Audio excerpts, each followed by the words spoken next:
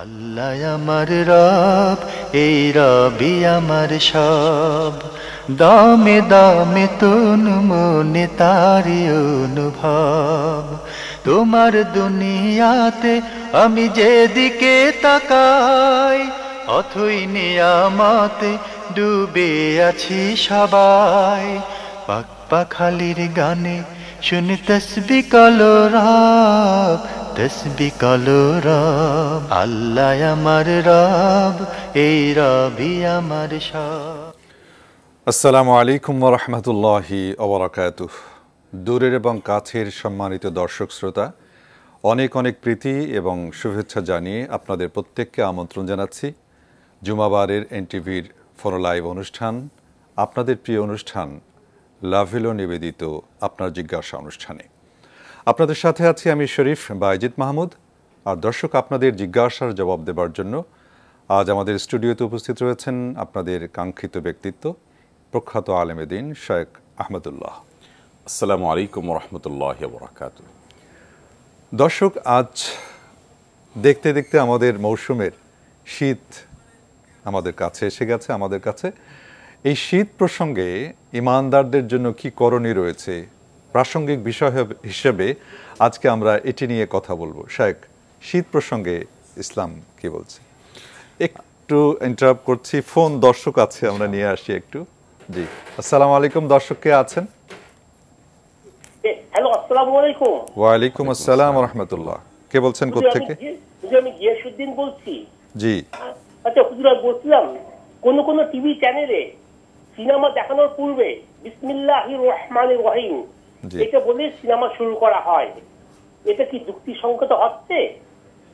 ওকে, জি, ধন্যবাদ আপনার প্রশ্নের জন্য। দর্শক মোহতারাম প্রশ্ন পেয়েছেন নিশ্চয়ই।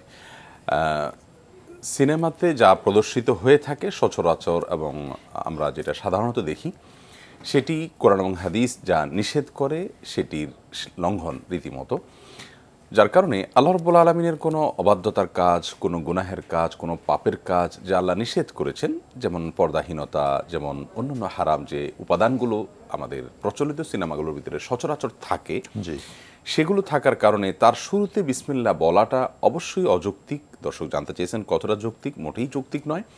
এবং এটি রীতিমতো কোনো কোনো ক্ষেত্রে আপনার আল্লাহ রাব্বুল আলামিনের যে বিধিবিধান আছে তার সাথে অনেকটা তামাশার মতো। যারা করছেন তারা, আমি বলছি না যে তারা তামাশা করছেন, তারা হয়তো এটার ব্যবসা সফল হওয়ার জন্য করছেন, হয়তো একজন মুসলিম হিসাবে তিনি এখান থেকে ভালো কিছু আশা করছেন সেজন্য বলছেন। কিন্তু আমাদেরকে জানতে হবে কোন পদ্ধতিতে আমি ভালো বা কল্যাণ লাভ করবো আর কোন পদ্ধতিতে কল্যাণ লাভ করবো না। ধরুন, আপনি আমাকে একটা নির্দেশ করেছেন, আপনি আমার সিনিয়র, আপনি আমার বড় ভাই, আমি আপনার নির্দেশটা লঙ্ঘন করছি। লঙ্ঘন করার সময় আবার আপনার প্রিয় কোনো ডায়ালগ দিয়ে আমি লঙ্ঘন করছি, বিষয়টা কিন্তু একটু হাস্যকর হয়ে যাবে। আল্লাহ রাব্বুল আলামিন যা নিষেধ করেছেন আমি সেটা করছি, আমার মধ্যে অপরাধ বোধ কাজ করবে, আমি যেভাবে আল্লাহ চাইছেন সেভাবে করতে পারছি না, সেই ত্রুটির জায়গাটাতে নিজেকে আমি ভৎসনা করব, চেষ্টা করব আমি আমার জায়গা থেকে সরে আসার। এটি হবে মানসিকতা। তাহলে কি হবে? সে অপরাধটি আল্লাহ তাআলা ক্ষমা করার মতো থাকবে। আর যদি ব্যাপারটি এরকম হয় যে আমি বরং হেতে বিপরীতে আপনার সেই নির্দেশকে লঙ্ঘন করছি, যে সেটার উপরে কোনো আমার ভাবলেশ নাই, উল্টো বরং আমি বিসমিল্লাহ বলে শুরু করছি, তার মানে এটাকে আমি অ্যাপ্রিসিয়েট করছি, তাহলে অপরাধকে অপরাধ মনে করা অপরাধের পাপকে শাস্তিকে লঘু করে দেয়। আর যে অপরাধের প্রতি অপরাধ বোধ না থাকে সেটি কিন্তু আরো ভয়াবহতা নিয়ে আসে, এবং এটি কোনো কোনো ক্ষেত্রে আল্লাহর বিরুদ্ধে বিদ্রোহ বা আল্লাহকে অস্বীকার করার শামিল হয়। আমি আবারও বলছি, এই সিনেমার শুরুতে বিসমিল্লাহ বললে আল্লাহ বিদ্রোহ হয়ে যাবে না এবং এর ফলে মানুষ কাফির হয়ে যাবে, আমি সেটি বলছি না, বাট এটি কোনো কোনো ক্ষেত্রে সেই দিকে চলে যায়। অনেক সময় ধরুন, আরে কি হবে, তাচ্ছিল্য করে বরং উল্টাটা করা হয়, আমি আরো বেশি করে করলাম, ব্যাপারটা এরকম দাঁড়ায়। তো এখানে সেরকম না হলেও এমনটি করা অনুচিত, এবং এই বিসমিল্লাহর এটি যথাস্থানে প্রয়োগ নয়। আমি শায়খ একটু আপনার সাথে শেয়ার করতে চাই, এমনটা কি হতে পারে না যে ওই ভদ্রলোক মনে করছেন, সিনেমার প্রডিউসার বা ডিরেক্টর মনে করছেন যে এটা আল্লাহর যাতে রহমত থাকে, আমি যাতে বারাকা পাই, সেই জন্য আল্লাহর নাম নিয়ে শুরু বলছিলাম যে উনি উদ্দেশ্যেই করেছেন বারাকা, কল্যাণ লাভের উদ্দেশ্যে। কিন্তু কল্যাণ লাভের উদ্দেশ্যে তো আমি বিসমিল্লাহটা জায়গা মতো বলতে হবে। আমি বিসমিল্লাহ বলে একজনকে খুন করলে তো সেখানে কল্যাণ লাভ হবে না। ধন্যবাদ আপনাকে ভাই গিয়াসউদ্দিন, আশা করছি উত্তর পেয়েছেন। এই মুহূর্তে যিনি আছেন দর্শক, আপনার পরিচয় দিয়ে প্রশ্ন করুন। আসসালামু আলাইকুম ওয়া রাহমাতুল্লাহ। ওয়ালাইকুম আসসালাম ওয়া রাহমাতুল্লাহ। জি, কে বলছেন? শরীয়তপুর থেকে বলতেছি, মোজাম্মেল হক। জি নামুল হক ভাই, প্রশ্ন করুন। আমার প্রথম প্রশ্ন হচ্ছে, আমরা তো বলে পানি 3 ঢোকে খেতে হয়, এখন আমরা যদি কোনো দরকারে 4-5 ঢোকে খাই তেমন কোনো সমস্যা আছে? আচ্ছা, আর কোনো প্রশ্ন? আদায় হবে? জি জি। আর প্রশ্ন হচ্ছে, দ্বিতীয় প্রশ্ন হলো, মেয়েদের তো হাজ ফাঁসের পরে ভালো হয়ে গেলে সাথে সাথে গোসল করাটা তার ওয়াজিব, হ্যাঁ? জি। গোসল না করে যদি সে স্বামী সহবাস করে ভাই, তাহলে পাপ হবে? তার পাপটা হলে কেমন পরিমাণ পাপ? আচ্ছা, ধন্যবাদ আপনার প্রশ্নের জন্য। মোহতারাম, পানি খাওয়া 3 ঢোকে খাওয়াটা সুন্নাত তরিকার কথা উনি বলেছেন। এটা যদি 3 ঢোকে না করে 4-5 ঢোকে খাওয়া হয়, এটা কি সুন্নাতের বরখেলাফ হবে বা কোনো গুনাহ হবে কিনা? সুন্নাতের বরখেলাফ তো অবশ্যই হবে, কিন্তু এর ফলে কোনো গুনাহ হবে না। নবী করিম সাল্লাল্লাহু আলাইহি সাল্লাম পানি একাধিক শ্বাসে 3 শ্বাসে খেতে পছন্দ করতেন এবং 3 শ্বাসে পান করতেন, এবং এটি বৈজ্ঞানিকভাবে আমাদের জন্য উপকারী প্রমাণিত। একসাথে পানি না পান করা, আমি 1 মগ পানি একসাথে ঢকঢক যদি গিলে ফেলি, আমার গলায় বেঁধে যেতে পারে, আমার কাশি আসতে পারে, অসুবিধা হতে পারে। তাছাড়া এটাকে 3 ভাগে যখন আলাদা আলাদা করে আমি পান করব, সেটি আমার জন্য কল্যাণকর সব দিক থেকে। যার কারণে সুন্নাহ হলো 3 শ্বাসে পানি পান করা। কিন্তু কেউ যদি 4 শ্বাস, 5 শ্বাস, 7 শ্বাস ব্যবহার করে, বিশেষ করে অনেকে অসুস্থ থাকতে পারেন, কোনো অসুবিধা নেই।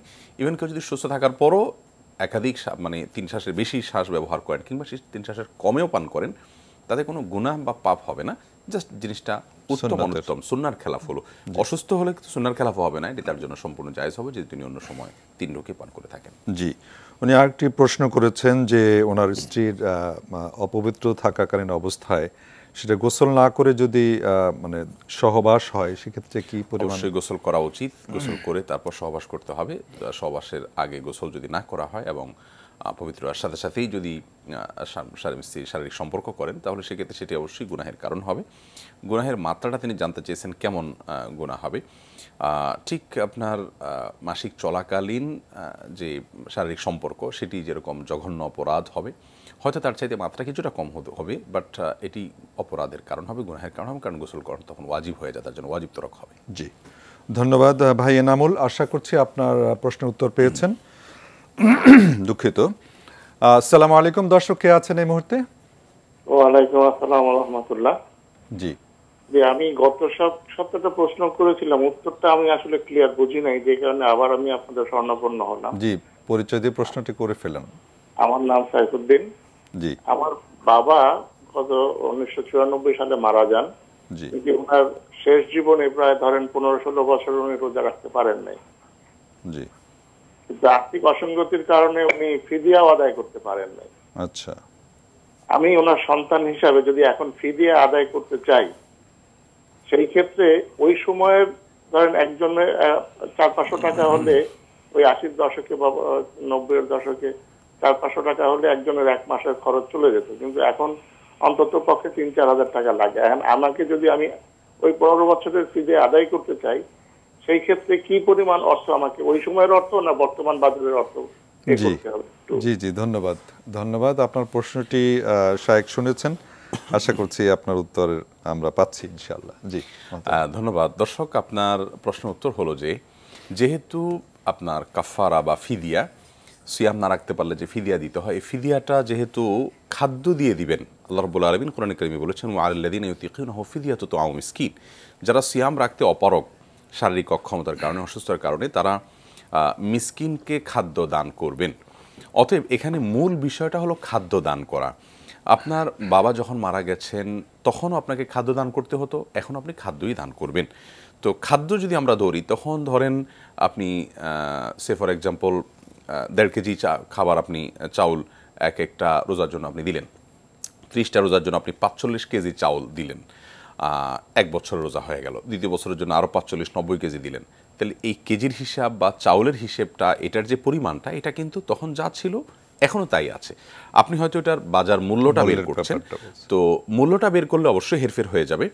যেহেতু এখানে খাদ্য দেওয়ার কথা বলা হয়েছে, অতএব সরাসরি আপনি হাদিসের উপরে, আয়াতের উপরে আমল করলে আপনাকে খাদ্য দিতে হবে, এবং সেই হিসেবে তখন যে পরিমাণ খাদ্য দিতেন এখনও সেই পরিমাণ খাদ্যই আপনি দিবেন, এবং মিসকিনকে এর মাধ্যমে আপনি দেওয়ার মাধ্যমে আপনার বাবার যে কাফারা আছে সেটি আদায় করতে পারেন। অতএব আপনি টাকার হিসাব করবেন না, বরং খাদ্যের হিসাবই করবেন। হ্যাঁ, যদি টাকার হিসাব হতো, ধরুন আপনার বাবার 80 সনে মারা গেছেন, তখন তিনি 500 টাকা দেনা ছিলেন, তো সেই দেনাটা যদি এখন পরিশোধ করতে যান তাহলে তো আপনার টাকার হিসেবে আসবে, কারণ 500 টাকা দেনা ছিলেন, এখন আপনি 500 টাকাই দিবেন।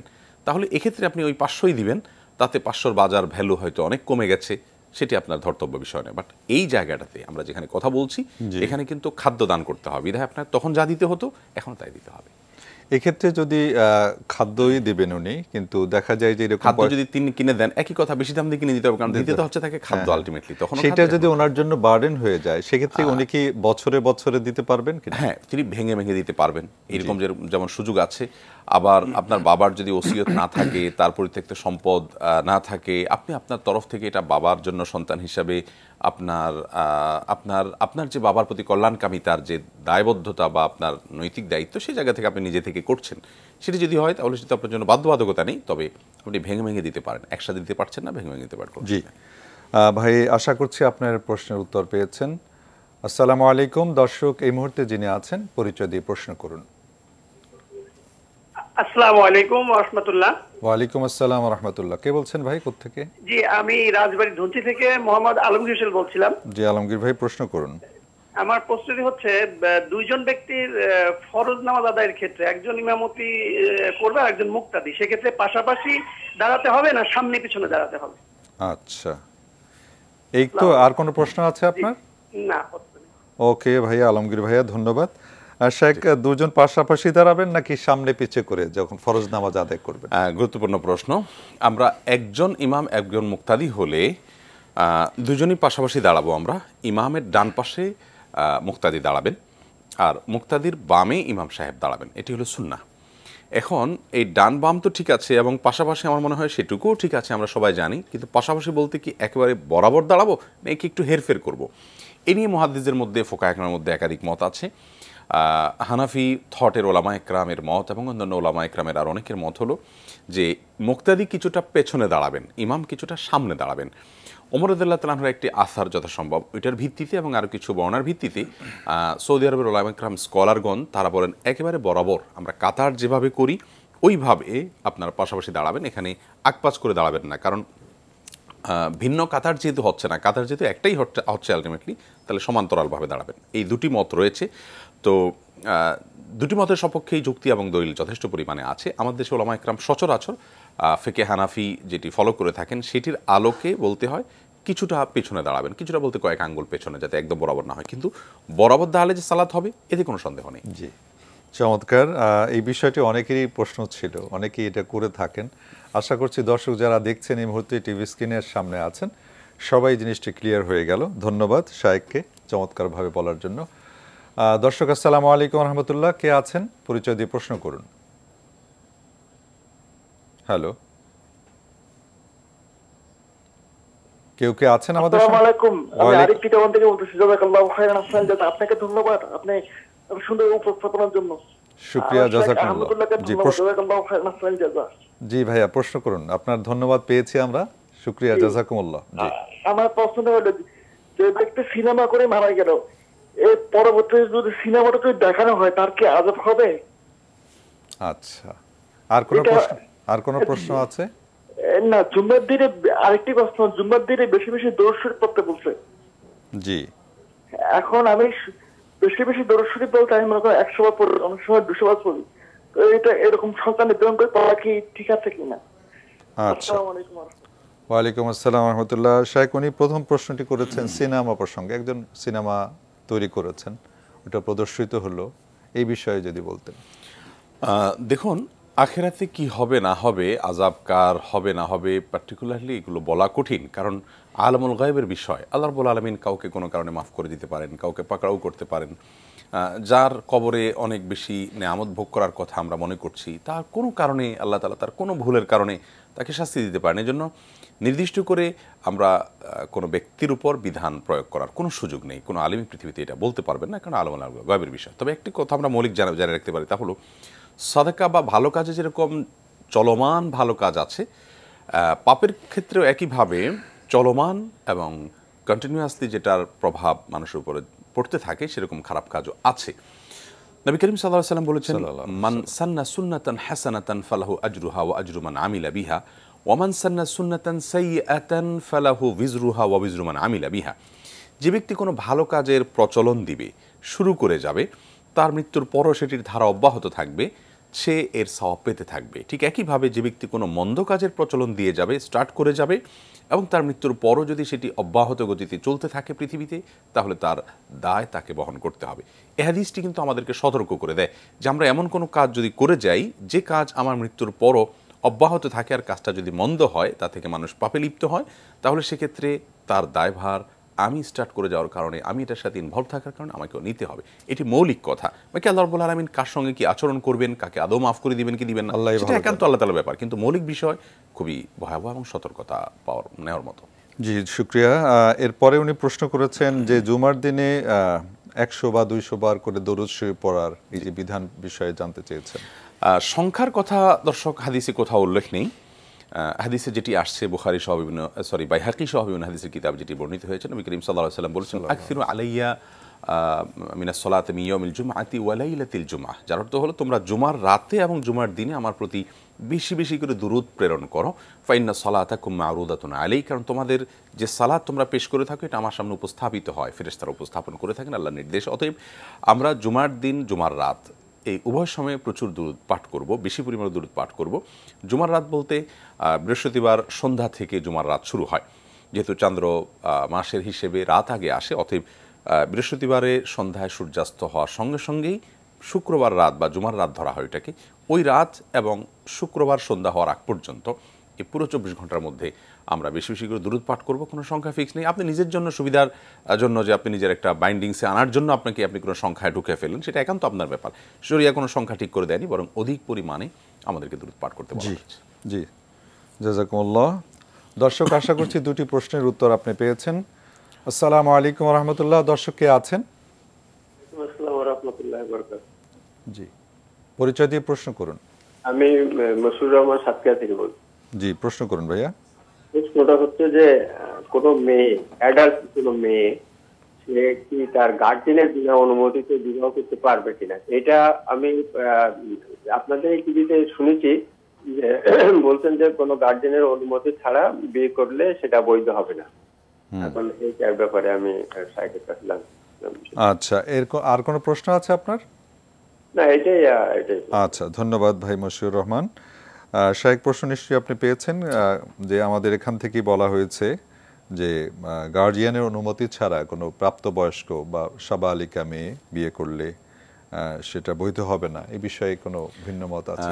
বৈধ হবে না এই বিষয়ে তিনি তো এখান থেকে জেনেছেনই, তাহলে জানার পর আর নতুন করে প্রশ্ন করার কারণ তো আর আমি জানছি না। তবে একটি কথা আপনাকে তথ্য সংযোজন করে রাখি, আপনি যেটি জেনেছেন সেটি ফোকাহে কেরামের মত, বহু ফোকাহে কেরামের মত, এবং এই ব্যাপারে আমরা জানি আয়েশা রাদিয়াল্লাহু তাআলা থেকে সেই বিশুদ্ধ এবং প্রখ্যাত হাদিস বর্ণিত হয়েছে যে আইয়ুমা ইমরাআতিন নাকাহাত নাফসাহা মিন গায়রি ইযনি ওয়ালিহা ফানিকাহুহা বাতিলুন বাতিলুন বাতিলুন, যে কোনো নারী নিজেকে নিজে বিবাহ দিবে, তার বিবাহ অভিভাবক ছাড়া যদি দেন তাহলে সেক্ষেত্রে বাতিল হবে, বাতিল হবে, বাতিল হবে। এই হাদিসটি বেশ প্রসিদ্ধ হাদিস এবং বিশুদ্ধ হাদিস। এই হাদিসের আলোকে এই মতটির সপক্ষে দলিল দেওয়া হয়।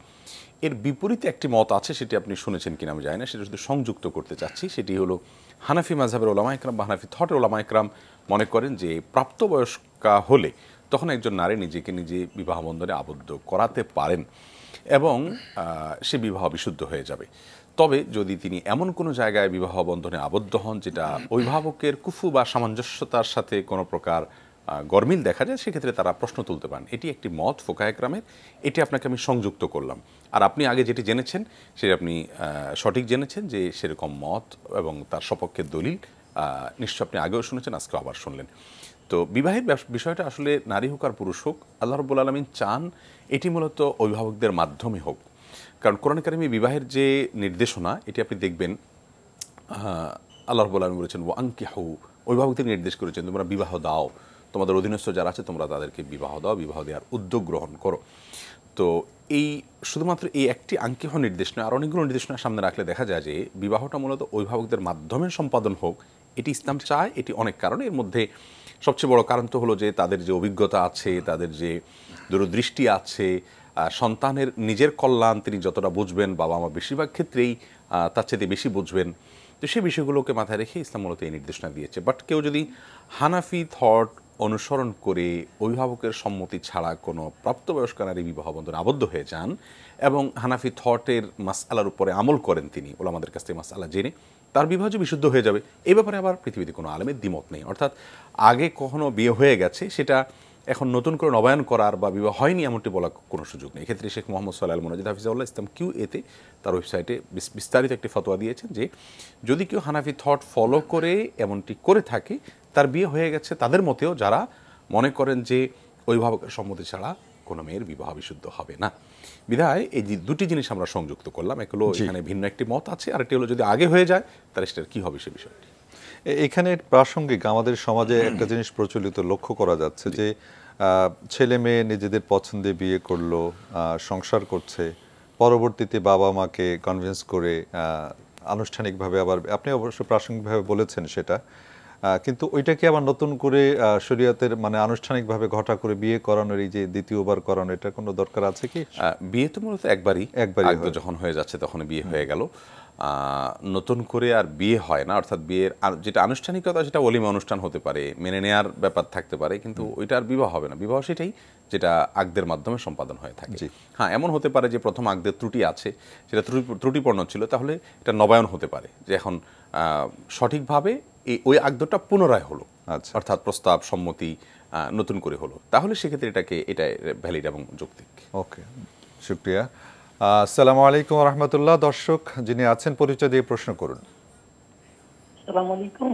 ওয়ালাইকুম আসসালাম রহমতুল্লাহ। কি বলছেন? আমি মোহাম্মদ আশিকুর রহমান, ঢাকা থেকে বলতেছি। জি, প্রশ্ন করুন রাশেদ ভাই। আমার দুটো প্রশ্ন ছিল কিছু। জি। একটা হচ্ছে যে ওই জুম্মার নামাজে খুতবার আগে যে দান বাক্সে যে কিছু টাকা দান করা হয়, তো ওখানে যদি আমি কয়েকজনের নামে যদি নিয়ত করে একটা অ্যামাউন্ট দিই, তার যা মারা গেছে ওরা সবাই কি ওই সবটা পাবে? আচ্ছা।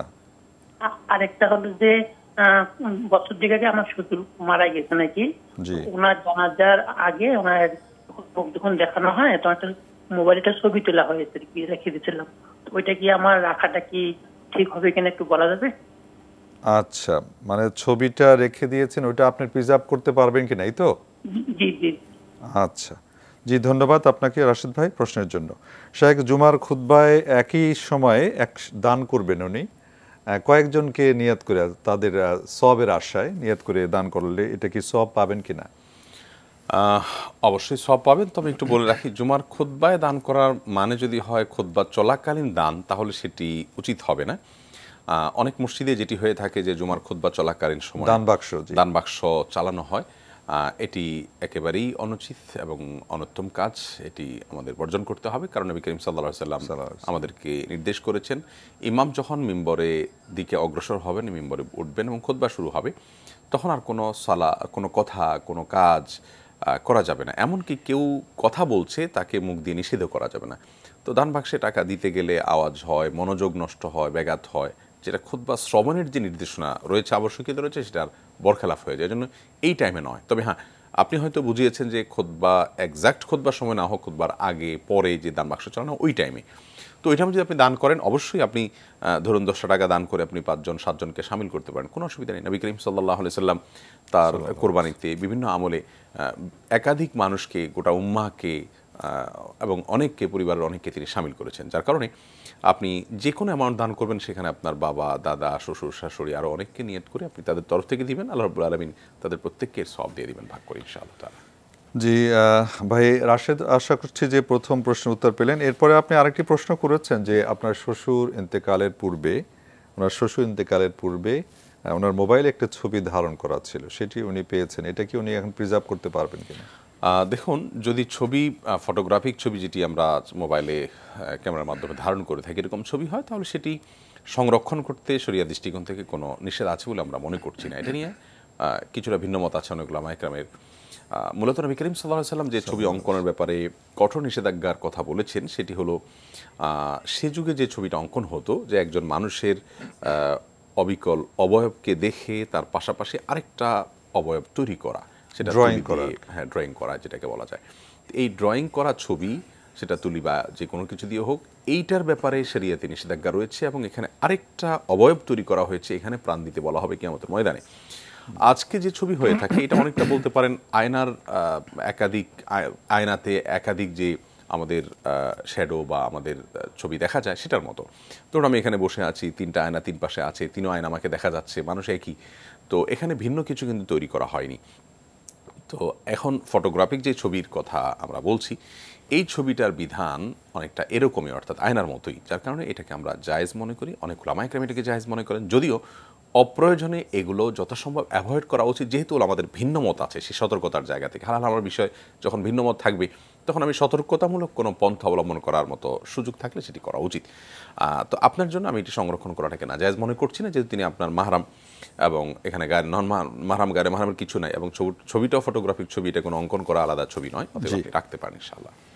ইমানদারের জন্য শীত কিভাবে উপভোগ করব বা উদযাপন করব, এ বিষয়ে কি বলা হয়েছে, প্রাসঙ্গিক বিষয়ে আমরা যাচ্ছি। শেখ, আপনার কাছে। ধন্যবাদ আপনাকে। শীত সম্পর্কে একটি বর্ণনায় এসছে এটিকে রবিউল মুমিন বা মুমিনের জন্য এটিকে বসন্তকাল বলা হয়েছে। বসন্তকাল এই অর্থে বলা হয়েছে যে হাসান বসরি রহমাতুল্লাহ বলেছেন যে শীতের সময় নাহারুহু কাসির, দিনটি থাকে ছোট, যার কারণে বান্দার জন্য সিয়াম পালন করাটা সহজ হয়। যেহেতু ছোট থাকে, আবার তৃষ্ণার খুব বেশি সম্ভাবনা থাকে না, ক্ষুধা কম লাগে, যার কারণে চাইলেই নফল রোজা রাখা যায়। আবার লাইলহু তবিল, এই শীতের মৌসুমে রাত একটু দীর্ঘ হয়, বড় হয়, যার কারণে আমরা এশার পরপর যদি তাড়াতাড়ি ঘুমিয়ে পড়ি তাহলে 6-7 ঘন্টা ঘুমানোর পরও উঠে তাহাজ্জুদ আদায় করা যায়। ফজর তো অবশ্যই পড়া সহজ হয়, যেহেতু অনেক দীর্ঘ রাত, অনেক লম্বা ঘুম দেওয়া যায়।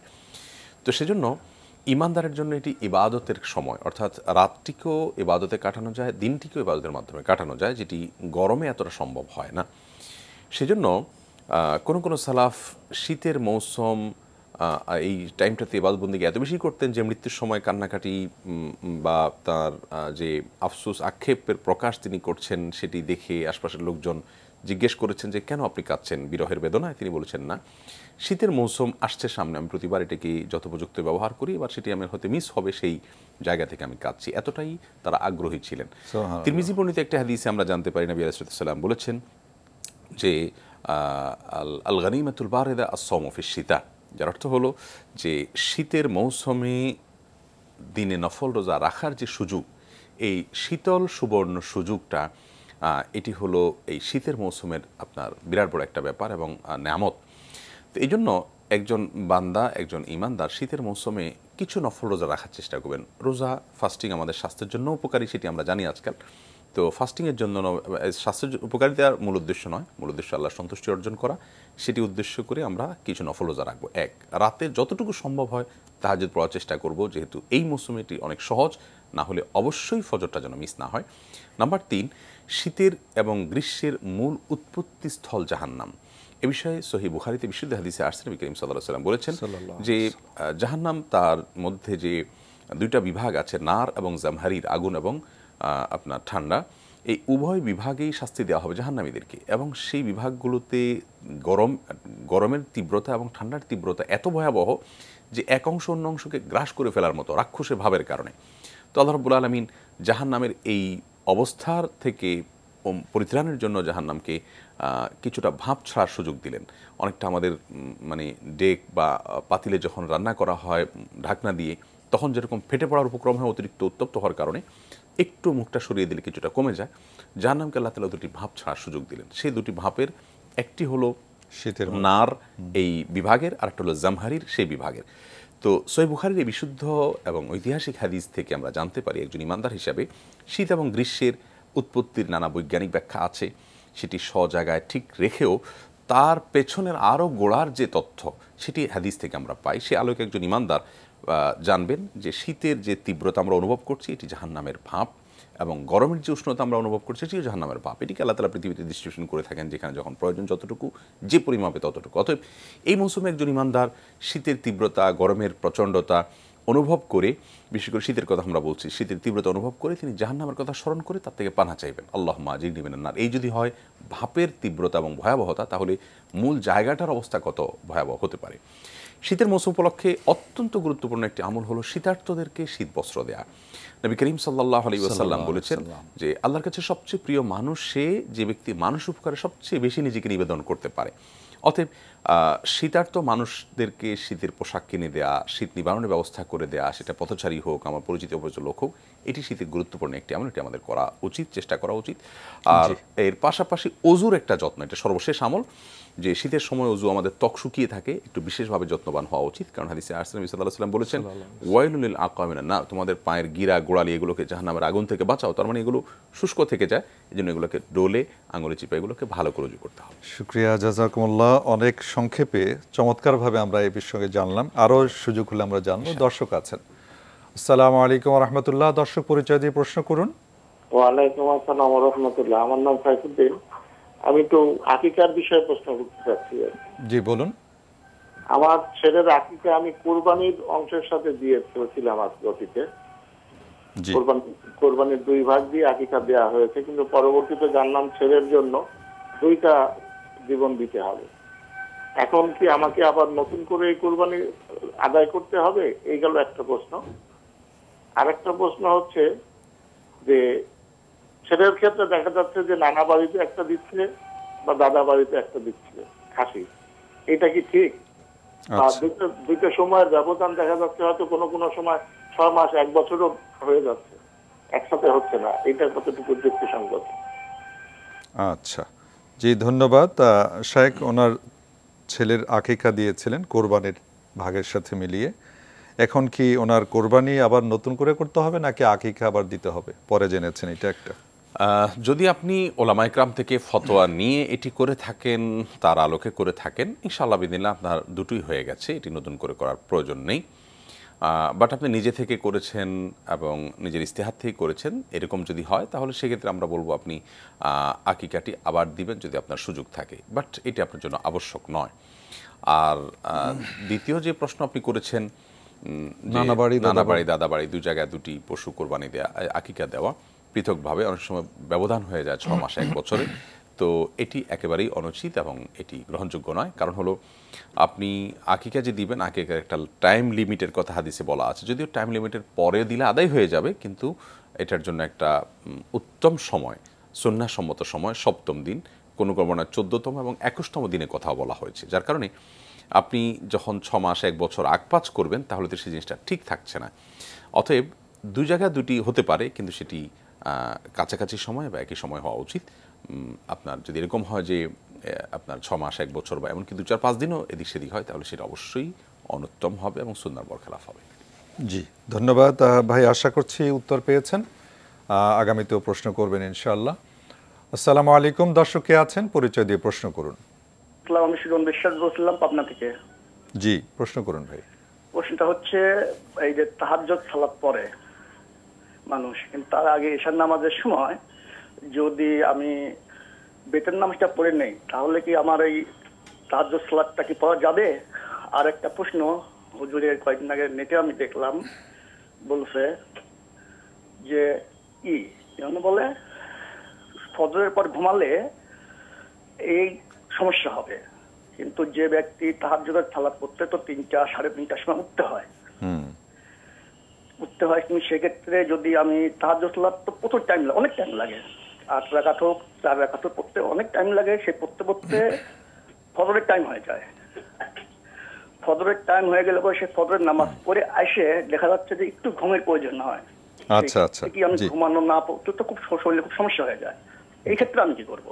ওকে, বুঝতে পেরেছি যে আপনার ঘুমানোর দরকার, বা যারা তাহাজ্জুদ গুজার করেন তাদের ফজরের পরে ঘুমানোর প্রয়োজন হতে পারে, এটা আপনি বলতে চাচ্ছেন। জি শায়েখ, আপনার কাছে আসছি যে তাহাজ্জুদ এই প্রসঙ্গে যে উনি বললেন, বেতের নামাজ কি আগে পড়ে নিলে তাহাজ্জুদের কোনো ক্ষতি হবে কিনা? মূলত সাধারণ যে নিয়ম হবে তা হলো ভিতির হবে রাতের শেষ সালাত, কারণ নবী করিম সাল্লাল্লাহু আলাইহি ওয়াসাল্লাম বলেছেন, ইজআলু আখিরা সালাতিকুম বিল-লাইলি বিতরা, তোমাদের রাতের শেষ নামাজ ভিতিরকে ধার্য করবে, অর্থাৎ ভিতির দিয়ে রাতের সালাতকে ফিনিশিং দিবে। অতএব আপনি যদি ভোর রাতে তাহাজ্জুদ পড়তে উঠবার প্রবল সম্ভাবনা থাকে আপনার কাছে, আপনি অভ্যস্ত, নিয়মিত উঠেন বা প্রায়টি উঠেন, আপনার সেই সুযোগ আছে, অ্যালার্ম দিয়ে রেখেছেন, উঠবেন আপনি জানেন, তাহলে আপনি অবশ্যই ভিতিরটাকে আপনি বাদ রাখবেন, যে ভোর রাতে আমি তাহাজ্জুদ পড়ে শেষে ভিতির পড়ে আমি ভোর রাতের সালাতকে ইতি টানবো। আর যদি কোনো কারণে আপনি ভিতির পড়ে ফেলেছেন, এই কারণে যে আপনার ভোর রাতে উঠতে পারবেন কিনা আপনি জানেন না, সে আশঙ্কার কারণে আপনি ভিতির আবার ওয়াজিব, এটা ছুটে গেলে মুসিবত হতে আমি পড়ে ফেলি, যদি তাহাজ্জুদ পড়তে পারলে পারলাম, না পারলে নাই, এই জায়গা থেকে পড়ে ফেলেছেন, আল্লাহ তাআলা আপনাকে সুযোগ দিয়েছেন ওঠার ভোর রাতে, আপনি তাহাজ্জুদ পড়তে পারবেন, কোনো অসুবিধা নেই। বিতির পড়ে ফেললে আর তাহাজ্জুদ পড়া যাবে না, ব্যাপারটা এরকম না, নিষিদ্ধ নয়। তবে উত্তম হলো বিতিরটাকে লাস্টে পড়া। বিতির পড়ে ফেলেছেন, এখন সুযোগ তৈরি হয়ে গেছে, আপনি অবশ্যই সুযোগ নিতে পারেন এবং তাহাজ্জুদ পড়তে পারেন। জি, এরপরে উনি প্রশ্ন করেছেন যে ফজরের পরে ঘুমানোর প্রসঙ্গে আপনার অন্য একটি আলোচনায় উনি শুনেছেন ঘুমালে ফজরের পরে এইটা হয়, এই বিষয়ে যদি বলতেন কিছু। ব্যাপারটি হলো যে আসলে আমরা আলোচনায় যা বলি সাধারণত ইউটিউবাররা বা সোশ্যাল অ্যাক্টিভিস্টরা থাম্বনেলে আরও কিছুটা চটকদার করে তারা এই হয় সেই হয় কি হয়, আসলে কি হয় এরকম কোনো কথা, অর্থাৎ ভয়ঙ্কর কিছু হয়, গুনাহ হয়, পাপ হয়, ধ্বংস হয়ে যায়, এরকম কোনো কথা কিন্তু আমরা বলিনি। আমরা যেটি বলেছি তা হলো নবী করিম সাল্লাল্লাহু আলাইহি ওয়াসাল্লাম দোয়া করেছেন, আল্লাহুম্মা বারিক লি উম্মতি ফি বুকুরিহা, আল্লাহ আমার উম্মার জন্য সকালের সময়টাতে বারাকা দান করুন। নবী করিম সাল্লাল্লাহু আলাইহি ওয়াসাল্লাম সকালে ফজরের পরে ঘুমোতেন না, তিনি ফজরের পরে তাসবিহ তাহলিল করতেন, এরশাকে সালাত আদায় করতেন, এরপরে বাসায় যেতেন, তারও বেশ কিছুটা সময় পর তিনি ঘুমোতেন। এখন আমাদের পৃথিবীতে আজকের যে লাইফস্টাইল, আজকে আমাদের যে টাইম সেট অলরেডি হয়ে আছে সেটি একটু ব্যতিক্রম, যার কারণে আমাদের জন্য কষ্ট হয়, সেটি আমরা বুঝতে পারছি। তবে আপনাকে একটু আমি সুন্নাহটা যদি বলে রাখি এবং সেভাবে আমরা অভ্যস্ত হওয়ার চেষ্টা করি, আমরা অনেক বেশি উপকৃত হব। নবী করিম সাল্লাল্লাহু আলাইহি ওয়াসাল্লাম তাহাজ্জুদ পড়ার পর ফজরের আজানের সময় একটু ঘুমোতেন, জাস্ট ফজরের জামাতের আগ পর্যন্ত। এই ঘুমটা কয়েক মিনিটের ঘুম বলতে পারেন। আমরা জানি যে শরীর যখন খুব বেশি ক্লান্ত থাকে 2-4-5 মিনিটের ঘুম কিন্তু 1 ঘন্টা 2 ঘন্টার ঘুমের যে স্ট্যামিনা বা ঘুমের যে এনার্জি ঘুমের ফলে আসে সেটি তৈরি করে দেয়, সেই রিফ্রেশমেন্টটা হয়ে যায়। অতএব আমরা এই টাইমটাতে ঘুমোতে আপনাকে বলবো। যদি আপনি আপনার স্ত্রী অন্য কেউ থাকেন আশেপাশে, তারা আপনাকে ডেকে দিবেন, সেই সুযোগ থাকে, তারা এটা করতে পারেন। নবী সাল্লাল্লাহু আলাইহি ওয়াসাল্লাম করতেন এটি। আর এটি যদি না করতে পারেন, ফজরের পরে আপনি পরপর না ঘুমিয়ে ফজরের পরে তাসবিহ তাহলিল ইবাদতবন্দি করে কমপক্ষে এশাকের সালাতটা আদায় করে, যেটা সূর্য ওঠার 15-20 মিনিট পরে পড়ি, এখনকার সময় যদি আমরা বলি তাহলে সেটা ধরেন আপনার 6:30, আপনি এই টাইমে আপনি ঘুমিয়ে পড়েন, তাতে আপনি ফজরের পরপর যে বারাকাপূর্ণ সময়টা সেটি কমপক্ষে আপনার মিস হলো না, এই চেষ্টা আপনি করতে পারেন। একান্ত যদি আপনি ঘুমোতে হয় ঘুমিয়ে পড়েন, তাতে কোনো গুনাহ হবে, বড় কোনো অপরাধ হবে, বাট সেরকম না। জি, চমৎকার সাজেশন দিয়েছেন, জাযাকুমুল্লাহ খায়রান। ভাইয়া, আশা করছি আপনি এখন খুশি হয়েছেন, অপশনগুলো উনি চমৎকারভাবে বলে দিয়েছেন। ধন্যবাদ আপনাকে প্রশ্ন করার জন্য। দর্শক এই মুহূর্তে যিনি আছেন পরিচয় দিয়ে প্রশ্ন করুন। আসসালামু আলাইকুম রহমতুল্লাহ। আসসালামু আলাইকুম। ওয়ালাইকুম আসসালাম। থেকে বলছি মোহাম্মদ মঞ্জুর ইসলাম। জি মঞ্জুর ইসলাম ভাই, প্রশ্ন করুন। আমার প্রশ্নটা হলো, আপনারা যে একটু আগে ছবির কথা বললেন, এখন যে সমস্ত ছবি রাস্তাঘাটে, এই সমস্ত ডিজিটাল ছবি নেতা নেত্রীদের চারিদিকে টাঙ্গানো আছে, ছবিতে 6 লাখ, এই সমস্ত ছবি টাঙ্গানো কি আছে? আচ্ছা, আর কোনো প্রশ্ন আছে আপনার? নাই, সম্ভবত উনি লাইনে নেই। শায়েখ, আপনি উনি প্রশ্ন পেয়েছেন নিশ্চয়ই, যে রাস্তাঘাটে আমরা যে সমস্ত ছবি বিজ্ঞাপনী বিলবোর্ডে দেখি, পেপার পত্রিকায় দেখি, ম্যাগাজিনে দেখি, পোস্টারে দেখি, ব্যানারে দেখি, বিভিন্নভাবে যে সমস্ত ছবি দেখি, এগুলো দেখার বিধান যদি আপনি জানতে চান, তাহলে আমরা বলবো যে একজন পুরুষ হিসেবে একজন পুরুষের ছবি, একজন নারী হিসেবে একজন নারীর ছবি দেখতে পারেন। শরিয়া দৃষ্টিকোণ থেকে এখানে কোনো সীমা লঙ্ঘন হবে না। তবে বিশেষ করে বসত বাড়িতে বা মুসলিমদের আপনার অফিসে, আদালতে, এইসব জায়গাগুলোতে ছবি থাকলে, হাদিসের যে ছবি যখন যে ছিল সেটা যদি হুবহু বলি আমরা, তার অঙ্কন করা ছবি বা ড্রয়িং করা ছবি, বা আমরা এটাকে যদি ব্যাপক অর্থেও ধরি, বিভিন্ন অভিজ্ঞতা দ্বারা ব্যাপক অর্থ ধরার যৌক্তিকতার কথাটাও কিন্তু উঠে আসে। এগুলো যখন থাকে তখন রহমতের ফেরেশতা আসে না। বিশেষ করে দুষ্টু জিনের উপদ্রব, এইটা যে সমস্ত বাসা বাড়িতে হয়, বিভিন্ন অভিজ্ঞতা দ্বারা রাকিরা প্রমাণ করেছেন, আমাদের কাছে বহু প্রমাণ বাস্তব অভিজ্ঞতা থেকে আসছে যে এই ধরনের ছবির ছড়াছড়ি থাকলে সেখানে রহমতের ফেরেশতা তুলনামূলকভাবে কম আসে। অতএব আমাদের বাসা বাড়িগুলোকে অন্তত সেভ করার চেষ্টা করবো। রাস্তাঘাটে যখন আমরা চলবো তখন সেখানে সিনেমার পোস্টার থাকতে পারে, সেখানে অশ্লীল কোনো বিজ্ঞাপন থাকতে পারে, পেপার পত্রিকা, ম্যাগাজিন বা অন্য কিছু। তো একজন পুরুষ তার দৃষ্টিকে সংযত করে চলবেন, একজন নারীও তার দৃষ্টিকে সংযত করে চলবেন, এটি তার দায়িত্ব। এটুকু তিনি যদি করেন তাহলে আল্লাহ তাআলার কাছে তার আর কোনো জবাব দিতে থাকবে না ইনশাআল্লাহ বিদিনা। তবে ছবির অতিরিক্ত ছড়াছড়ি প্রয়োজন অপ্রয়োজনে সেটি অবশ্যই প্রশংসনীয় নয়। যেটি আমরা এর আগে প্রশ্নোত্তরও বলেছি যে সতর্কতার জায়গা থেকে যেহেতু ইখতিলাফ আছে ওলামাদের মধ্যে, দুইটা মত আছে, সেজন্য আমরা এটা প্রয়োজনে ছবিগুলো ব্যবহার করব, যথাসম্ভব অপ্রয়োজনীয় ছবি আমরা অ্যাভয়েড করব। জি, আর উনি সম্ভবত একটা জায়গায় খুব গুরুত্ব দিতে চাচ্ছেন যে যারা টানাচ্ছে তাদের ব্যাপারে, তো সেই বিষয়ে তো আর আমাদের সেটি যারা টানাচ্ছেন একই কথা, যে প্রয়োজন ছাড়া একেবারে মানে খুব নেহায়েত প্রয়োজন, বাহুল্যর দরকার। যেমন কথার কথা একজন মানুষ হারিয়ে গেছেন, তাকে খুঁজে বের করা দরকার, তার ছবি দিয়ে ডিজিটাল বোর্ডে আপনি একটা বিজ্ঞাপন দিলেন, এটা তো একটা প্রয়োজনীয়। আমরা সেই কথাই বলেছি যে বাহুল্য এবং এগুলোর অপ্রয়োজনীয় ছড়াছড়ি এটা ভালো কিছু বয়ে আনে না। জি, শুকরিয়া। দর্শক আসসালামু আলাইকুম রহমতুল্লাহ, কে আছেন পরিচয় দিয়ে প্রশ্ন করুন। ওয়ালাইকুম আসসালাম রহমতুল্লাহি ওয়া বারাকাতুহু। হুজুর, আমি শামিমা বলছি ময়মনসিংহ থেকে। জি বোন, প্রশ্ন করুন। হুজুর, আমার বাবা মারা গেছে গত রমজানে আর কি। জি। স্ট্রোক করে মারা গেছে। এখন উনাকে মাঝে মাঝে স্বপ্নে দেখি যে উনি স্ট্রোক করার পরে যে অবস্থায় আছে, মানে সে অবস্থায় আছে, মানে মারা যাওয়ার পরে এখন মানে আমি স্বপ্নে দেখি মাঝে মাঝে। আচ্ছা। আর এই যে কয়েকদিন আগে একটা স্বপ্ন দেখছি, আমার বাবা বলতেছে যে আমার নাক মুখ দিয়ে পানি উঠছে, আমার কবরটা একটু উঁচু করে দাও, আর আমার কাফনের কাপড়টা একটু পাল্টাইয়া দাও। এর দেখা কি হুজুর? আচ্ছা, আর কোনো প্রশ্ন আছে আপনার? না হুজুর। ওকে।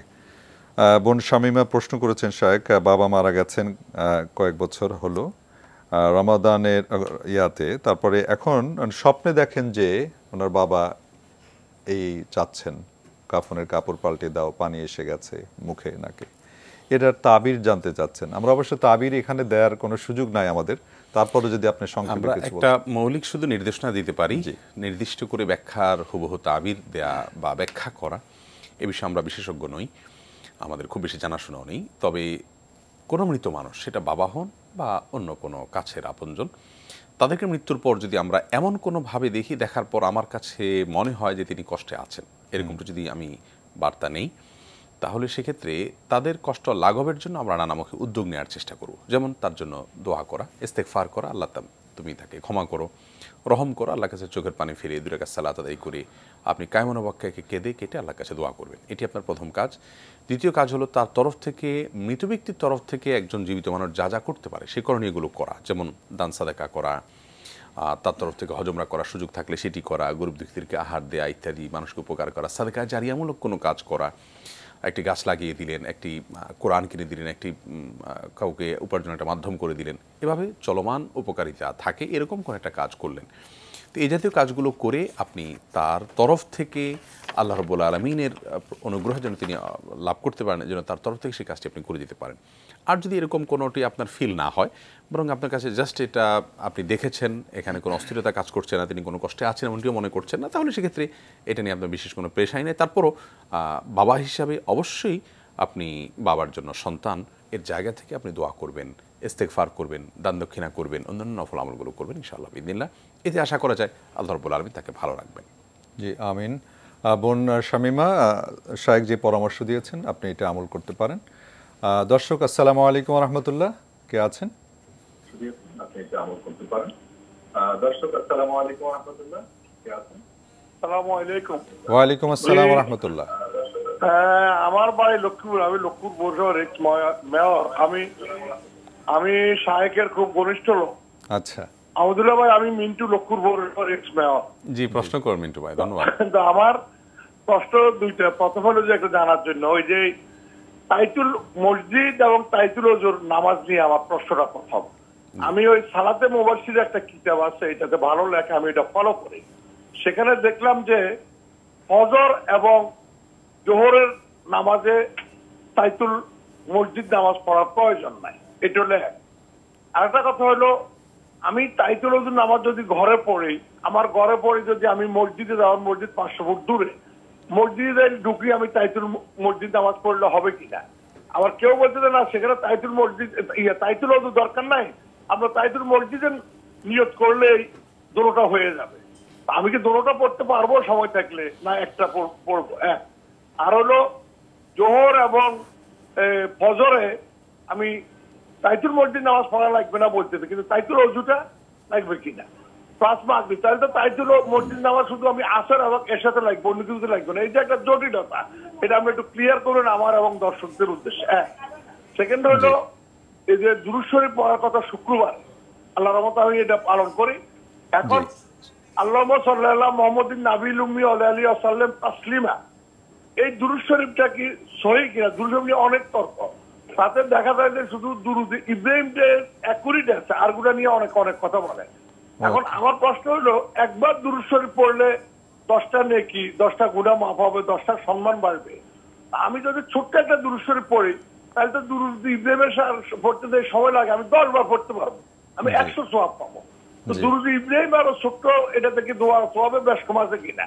আচ্ছা, সর্বশেষ হলো ছোট্ট দুইটা দুরূদ ইব্রাহিম দুরূদ শরীফ যেটা একেবারে সহি আপনার দৃষ্টিতে, ছোট্ট একটু বলে দিবেন যে ওটার তর্ক নাই।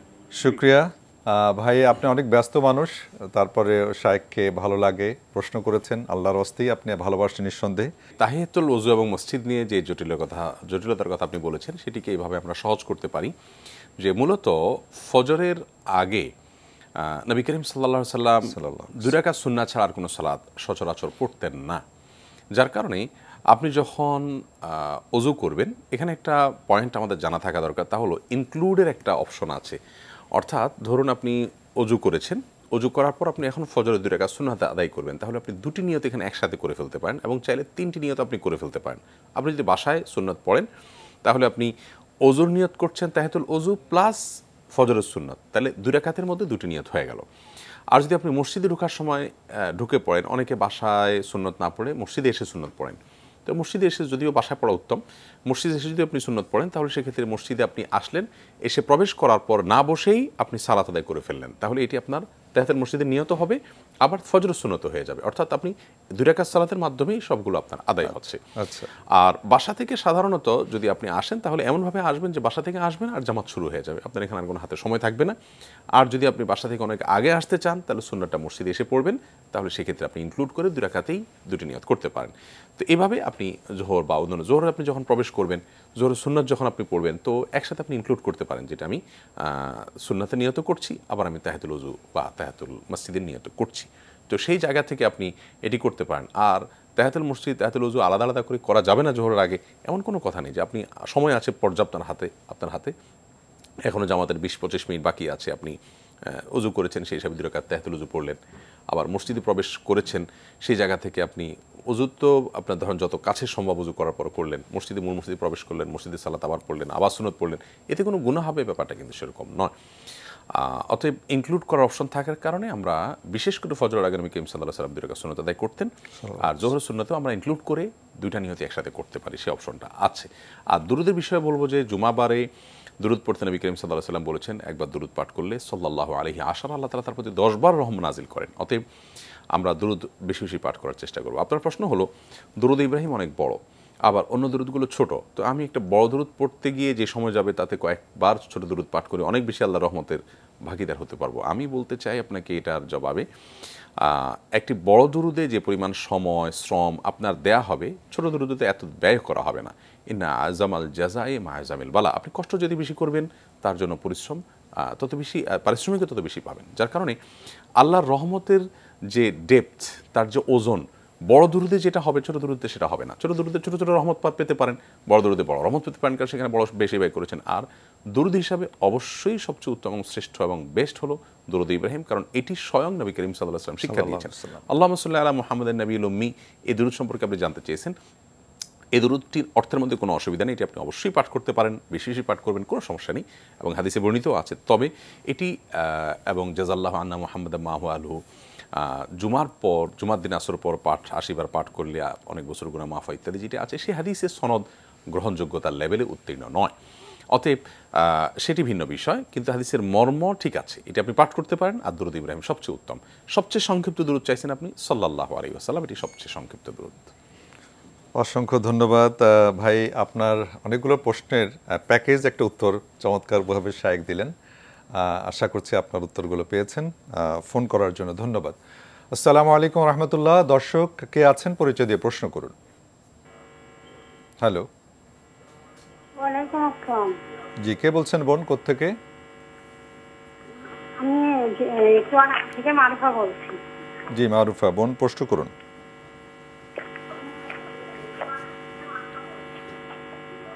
আপনার প্রশ্ন হলো, জি ছোট আসলে লাইনই পাওয়া যায় না, তো এই জন্য ছোট ছোট কয়েকটা প্রশ্ন আছে। 1 নম্বর প্রশ্ন হলো, এই যে আল কোরআনের মর্মবাণী, এটা এই মেয়েদের পিরিয়ডকালীন সময় কি পড়া যাবে? আচ্ছা। আর দ্বিতীয় প্রশ্ন? দ্বিতীয় প্রশ্ন হলো, ওই 7.5 ভরির একটু কম আছে গহনা, আর হলো 1 লাখ টাকা আছে ব্যাংকে, এগুলা কি জাকাত দিতে হবে? মানে টাকা কি পরিপূর্ণ হলেই দিতে হবে, না গহনা পরিপূর্ণ হলে না একসঙ্গে দিতে হবে?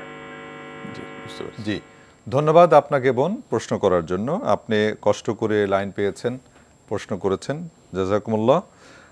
শেখ উনি প্রশ্ন করেছেন যে আল কোরআনের মর্মবাণী এটা কি মেয়েরা ইদ্যতকালীন সময় পড়তে পারবে কিনা? প্রথমে বলতে চাই বোন, কোরআনে কারিমের অনুবাদ গ্রন্থ হিসাবে, ব্যাখ্যা গ্রন্থ হিসাবে আপনি যেটি পড়বেন সেটি বিদগ্ধ কোনো এক বা একাধিক আলেমের কাছ থেকে আপনি জেনে নিয়ে পড়বেন। কারণ কোরআনের কিছু কিছু অনুবাদ পাওয়া যায় যে অনুবাদগুলো অনেক ক্ষেত্রেই কোরআন এবং হাদিসের যে আলোক আছে তা থেকে বিচ্যুত। সেজন্য আমি আপনাকে একেবারে স্পষ্ট করে যদি পরামর্শ দিতে চাই, তাহলে ইসলামী ফাউন্ডেশন থেকে, সরকারি প্রতিষ্ঠান থেকে যে কোরআনের অনুবাদ বের হয়েছে, চমৎকার অনুবাদ, আপনি এটি নিতে পারেন। আরও অনেকগুলো আছে যেগুলো নিতে পারেন। আমি এটা আপনাকে শুধুমাত্র মৌলিক পরামর্শ দিয়ে রাখলাম। আর পিরিয়ড চলাকালীন সময় আপনি এটি পড়বেন না, যেহেতু পিরিয়ড চলাকালীন সময় কোরআন কারীম তেলাওয়াত করার ব্যাপারে নিষেধাজ্ঞা রয়েছে জমহুর বা বেশিরভাগ স্কলারদের। যদিও এই ব্যাপারে বিন বাজ রাহিমাহুল্লাহ সহ সৌদি আরবের স্কলারদের মত হলো যে আপনি পড়তে পারবেন, কারণ পিরিয়ড চলাকালীন সময় কোরআন স্পর্শ করা যাবে না এবং সালাত আদায় করা যাবে না, শারীরিক সম্পর্ক স্বামীর সাথে করা যাবে না, তওয়াফ করা যাবে না। এই বিষয়গুলো যেরকম হাদিসে পরিষ্কারভাবে নিষেধাজ্ঞা নবী সাল্লাল্লাহু আলাইহি ওয়াসাল্লাম থেকে বর্ণিত আছে, কোরআন তিলাওয়াত করা যাবে না এরকম কথা স্পষ্টভাবে বর্ণিত নাই, এটি তাদের বক্তব্য। তবে এর বিপরীতে আমরা বেশিরভাগ বা সংখ্যাগরিষ্ঠ যে ওলামায়ে কেরাম আছেন তাদের মত বললাম যে সেটি আলোকে আপনার এটা পড়তে পারেন, যেখানে কোরআনের আয়াত হাদিস মিশ্রণ আছে, অর্থাৎ একটা ইসলামিক বই যেটাকে আমরা বলতে পারি, সেরকম বই আপনি অবশ্যই পড়তে পারেন, কোনো সমস্যা নেই। জি, উনি দ্বিতীয় আরেকটি প্রশ্ন করেছেন যাকাত প্রসঙ্গে। জি, যাকাত প্রসঙ্গে আপনার গহনা এবং নগদ 1 লক্ষ টাকার কথা আপনি সম্ভবত বলেছেন, এগুলোকে ইনক্লুড করে আপনি যাকাত দিবেন। ধরুন গহনার বিক্রয় মূল্য, এটার যে সলিড স্বর্ণ যতটুকু আছে সেটুকু এখন বিক্রি করতে গেলে বাজারে আপনি যে দামটা পাবেন, প্রতি বছর আপনার যাকাতের বর্ষ যখন পূর্ণ হবে, আপনি যখন এটির মালিক হয়েছেন তার থেকে 1 বছর যখন হবে, সেই বছর আনতে আপনি এটার বাজার ভ্যালু বের করে তার সাথে 1 লক্ষ টাকা যোগ করে এটার 2.5% হারে আপনি যাকাত দিবেন। অনেক সময় দেখা যায় যে এটার উপার্জন হয় না, তাহলে আমি যাকাত করতে গিয়ে দেবো। ইসলাম চায় যে আমাদের টাকা এবং সম্পদগুলো রুলিংয়ে থাকুক, যাতে আমরা সেখান থেকে আপনার উপকৃত হতে পারি, গরিব উপকৃত হতে পারে। যদি সেটা কোনো কারণে নাও হয়, তো আমার এই সম্পদ গচ্ছিত রাখতে যেরকম একটা খরচ আছে, আরও অনেক খরচ আছে, সেগুলো তো আমরা মেনে নেই। যাকাতটাকেও সেরকম নিতে হবে, এটাকে জরিমানা বা অর্থদণ্ড মনে করা যাবে না। এর মধ্যে আমাদের জন্য বারাকা আছে এবং কল্যাণ আছে, অতএব দুইটাকে ইনক্লুড করে আপনি 2.5% যাকাত দিবেন। জি, শেখ এই ক্ষেত্রে কি কোনো ইখতিলাফ আছে কিনা এই মাসলাটার ব্যাপারে? হ্যাঁ, এখানে সুন্দর কথা বলেছেন। এখানে একটা বিষয় আছে যে গহনা যেগুলো ব্যবহারের গহনা থাকবে, জি জি, সেগুলোর যাকাত দিতে হবে না অনেক আমাদের মতে।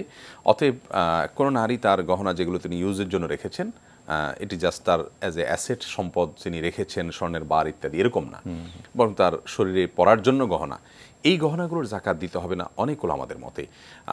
সেই মত অনুযায়ী যদি ধরি আমরা, তাহলে এটা তো যাকাত দিতেই হবে না, তাহলে বাকি 1 লক্ষ টাকা যেটা, সেটার যাকাত দিতে হবে, কারণ সেটা দিয়ে 595 গ্রাম রূপা কেনা যায়, 1 লক্ষ টাকা দিয়ে তার বেশি কেনা যায়, যার কারণে এইটুকুর যাকাত দিতে হবে ওই সমস্ত স্কলারদের মতে যাদের মতে গহনার যাকাত দিতে হয় না। কিন্তু আমরা গহনার যাকাত দিতে হয় এই মতটিকে শক্তিশালী মনে করি। জি, শুক্রিয়া বোন, আশা করছি যে আপনার 2টি প্রশ্নের উত্তরই পেয়েছেন। ফোন করার জন্য ধন্যবাদ। আসসালামু আলাইকুম রহমতুল্লাহ। দর্শক কে আছেন, পরিচয় দিয়ে প্রশ্ন করুন। আসসালামু আলাইকুম, আমি তাসমিয়া মৌলভীবাজার থেকে বলছি। জি, প্রশ্ন করুন বোন। জি, আমার প্রথম প্রশ্ন হচ্ছে 2 সেজদার মাঝখানে রব্বিক ফিরলি বলা কি ওয়াজিব? 2 সিজদার মাঝখানে দোয়া পড়া, জি, রব্বিক ফিরলি ওয়াজিব কিনা? জি, আর দ্বিতীয় প্রশ্ন? আর দ্বিতীয় প্রশ্ন হচ্ছে উইতর নামাজ সম্পর্কে। তো আমরা তো প্রচলিত নিয়ম অনুসারে মাগরিবের মতো 3 রাকাত নামাজ পড়ি, আর শেষের রাকাতে দ্বিতীয় রাকাতে তাশাহুদ পড়ে উঠে যাই, আর তৃতীয় রাকাতে ফাতিহার সাথে অন্য সূরা মিলিয়ে তারপর তাকবীর দিয়ে দোয়া কুনুত পড়ি। এটা নাকি হানাফি মাযহাবের মত, তো এটা নাকি আম দলিল, আর খাস দলিল নাকি প্রথম 2 রাকাত পড়া, তারপর শেষে 1 রাকাত মিলিয়ে পড়া। জি, আসলে কোনটা সঠিক? আচ্ছা, জি। আর এটার সাথে সম্পূরক প্রশ্ন হচ্ছে যে দোয়া কুনুত কখন পড়বো? এটা কি রুকুতে যাওয়ার আগে পড়বো না পরে পড়বো? আর তাকবীর দেওয়া লাগবে কিনা?